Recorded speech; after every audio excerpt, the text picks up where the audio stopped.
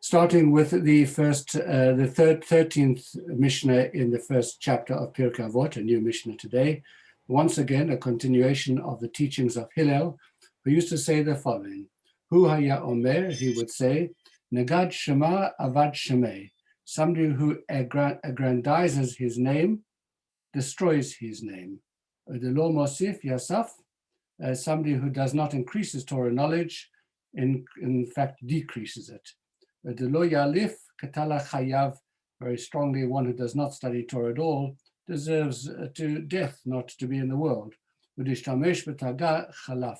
And finally, somebody uses Torah as makes a personal crown of the Torah learning. In other words, learns it for his own purposes, for selfish ends or whatever, shall soon be gone. Let's take a look at the first phrase of this over here, that one who aggrandizes his name destroys his name. There are a number of interpretations of this, and one is that any person who makes a career of trying to make his name great, seeks aggrandizement, seeks popularity, is doomed to be disappointed, because the headline hunter who desires to achieve renown is chasing something which is completely ethereal, because, as we know, the public are notoriously fickle and people's choices change and shift like mercury, and any popularity which is based upon superficial factors, sensationalism or whatever, is soon bound to collapse.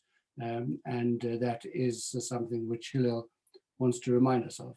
The second insight into this same idea over here is looking quite literally at the words, Nagad Shema, that somebody who, if you wish to make your name great, somebody who wishes to make his name great, Avad Shemei, then the way to do that is by actually losing your name.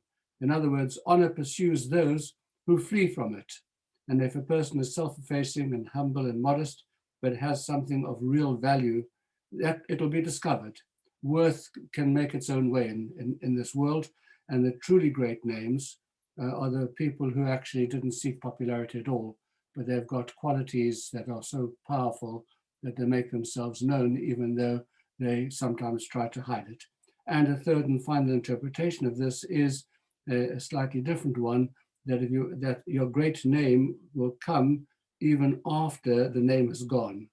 As somebody once said, the person who flees honor is overtaken it after. The person who spends his whole life running away from honor is overtaken by honor when he dies and he stops running, and then the honor catches you up.